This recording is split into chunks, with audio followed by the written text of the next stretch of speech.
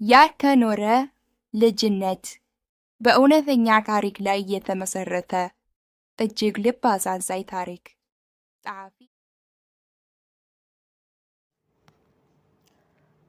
ክፍል 6። አመለ ዘውድ ቤት ውስጥ ብዙ ስራ ትሰራ ነበር። ብዙነሽ መሐመድ እሙሻ እንደ ልጅ መጫወት አቦራ ማቡነን አመለ ዘውድ ጋር የለም። እመቤት ሽፈራው አመለ ዘውድ ገና በ6 እና በ7 ዓመቷ በቤት ውስጥ ስራዎች እናቷን የምታግዝ የምትላላክ ልጅ ሆነች። ወይዘሮ ድንቄ የልጅ እርዳታ ያስፈልጋታል እንጂ ልጅ ተንከባክባ የሰፈሩ ሰዎች በተለምዶ አስፈልጥ የሚሉ ከኮተቤ መምህር ኮሌጅ አካባቢ ውሃ አምጥታ የቤት ውስጥ ስራዎቿን ሰርታ ከባድ ኃላፊነቷን ብቻዋን መወጣት ቀላል አልነበረም። ትንሿ አመለ ዘውድ እንደ ብዙዎች የእድሜ እኩዮቿ በነፃነት ለመጫወት ለመቦረቅ ብዙ ጊዜ አልነበራትም። መደረግ ያለበትን አድርጋ ከተላከችበት ስትመለስ ወይም ያዘዘቻትን ስራ ስትጨርስ እናቷ ትደሰታለች። ጎሽ የኔ ልጅ ደረሽልኝ አይደል? ጎበዝ ትላታለች። አንዳንዴም አገለባብጣ ትስማታለች። አመለ ዘውድ ይህ የእናቷ ደስታ እጅግ ያረካታል። እናም ውጭ ወጥታ ከልጆች ጋር ከመጫወት ይልቅ ቤት ውስጥ እናቷን ማገዝ ምርጫዋ ሆነ። አልፎ አልፎ እኩዮቿን ስትቀላቀልም በጨዋታዋ ውስጥ በንቃት የመሳተፍ ጉጉት አታሳይም። ሲጫወቱ አጠገባቸው ቁጭ ብላ ታያቸዋለች። እስኪ አሁን ደግሞ ቁጭ ብለን እናውራ ትላለች። ጨዋታ ያደከማቸው ሲመስላቸው ምንድነው የምናወራው? የሰፈሯ ልጆች ይጠይቋታል። በቃ ስለ ብዙ ነገር ነው፣ ቁጭ በሉ። አንቺ ግን ለምን አትጫወችም? ትላታለች እመቤት ተፈሪ የተባለች የሰፈሯ ልጅ። እጫወታለሁ፣ ግን ቁጭ ብንል ብናወራ ደስ ይለኛል። ልጆች እሺ ብለው እንኳ አጠገቧ ቢቀመጡም እሷ እንደምትፈልገው የእሷን ቁም ነገር ብለው ለማዳመጥ ብዙም ትዕግስት አይኖራቸውም። የእድሜ እኩያዋ ብዙነሽ መሐመድም ከእናቷ ከወይዘሮ የሺ ከሰው ጋር ባለቤቷ ያልገቡበት አዲስ የጎረቤት ቤት እየጠበቁ እዚያው ከእነርሱ ቤት አጠገብ ይኖራሉ። አመለ ዘውድ ብዙነሽ እሙሻ ብላ ነው የምትጠራት። የቅርብ ጓደኛዋ እሙሻ ነበረች። የመጫወት ፍላጎት ካላት በቅርብ ስለምታገኛት እሙሻ ጋር መሄድ ትመርጣለች። እንቆቅልሽ መጠያየቅ፣ ቁጭ ብላ በጠጠሮች ቅልልቦሽ መጫወት፣ አልፎ አልፎ ገመድ መዝለልም ያስደስታታል። የቤተሰቦቿ ከሰፈሩ ሰዎች በተለየ ሁኔታ ድሃ መሆኑ ሁለቱን ህፃናት የበለጠ አቀራርቧቸዋል። አመለ ዘውድ በእድሜ ከፍ እያለች ስትሄድ እንደ ልብስ ማጠብ ያሉ ከባድ ያሉ ስራዎችን መስራት ጀመረች። ምንም የስራ ጫና ቢበዛባት ግን እናቷ የጨዋታ ጊዜዋን እንደተሻማች፣ የልጇ ጉልበትን እንደበዘበዘች፣ ልጅነቷን በቅጡ ሳታጣጥም ወደ አዋቂነት እያንደረደረቻት እንደሆነ አንድም ቀን አስባ አታውቅም።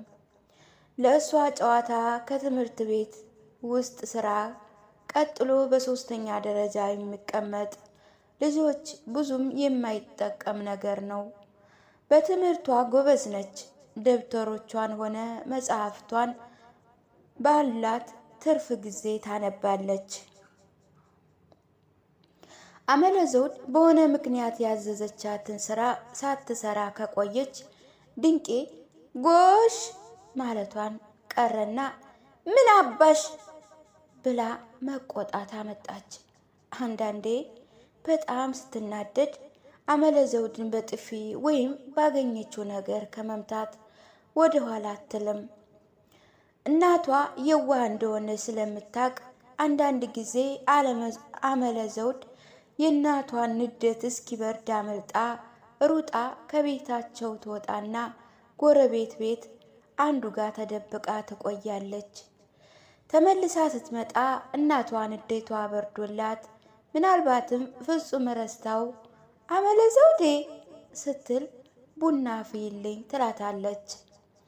አልፎ አልፎ ግን ከግቢ ተከትላት እያሯሯጠች ወጥታ ጎረቤት ወይም መንገደኛ ምን ይላል የሚል ስጋትን ሀሳቧ ጭራሽ ሳያስጨንቃት እየሰደበቻት እየረገመቻት ስታባረራት ትታያለች።